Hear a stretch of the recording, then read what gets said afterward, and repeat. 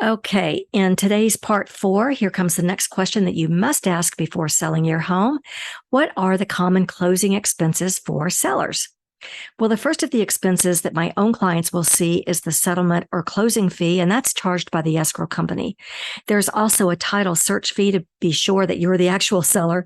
I don't know if you're aware, but there are a lot of real estate scams that have shown up recently where someone tries to sell a property that they don't even own. And see this next slide? These are the most common fees right there on the right-hand side of the screen. And so this leads me to your next closing fee, and you'll see it right there, number 3 on the list, and that's title insurance. The title policy will protect you if there are any questions after you sell.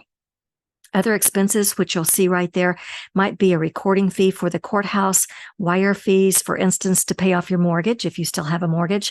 There might be a fee clearing up your property taxes. There may be transfer taxes in your community, but not always. And of course, we have the commissions. Plus, see that last item? Those are any seller paid concessions for the buyer.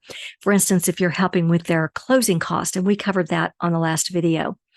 You can ask your escrow officer for a seller's net sheet for a breakdown of costs, and this will give you an idea of how much they'll write a check for at the close of escrow. This net sheet reflects how much you'll make after you've sold your house.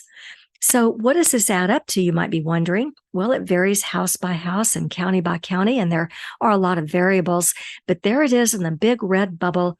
I can tell you that based on all the numbers collected for 2022, in all of California, the average closing costs for a seller were 5.35% of the final sales price. Lots of variables here, but this will at least give you an idea. Leave me a comment below and tell me if this number surprises you and if you thought the closing expenses for a seller might be higher or might be lower. I often tell my own clients to plan on 6% just to give yourself enough cushion.